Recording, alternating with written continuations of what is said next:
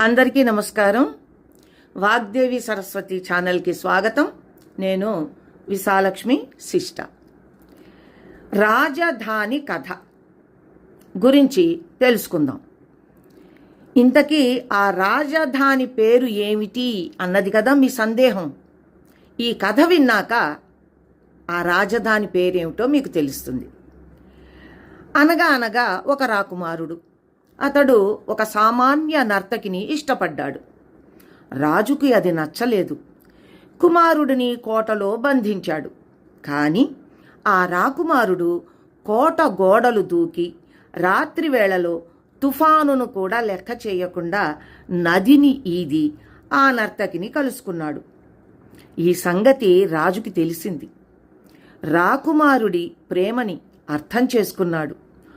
కొడుకు నర్తకిని కలుసుకోవడానికి అనుమతి ఇవ్వడమే కాకుండా ఇక ఆపై అతడు ఈదనక్కర లేకుండా ఆ నదిపై ఓ వంతెనను కట్టించాడు.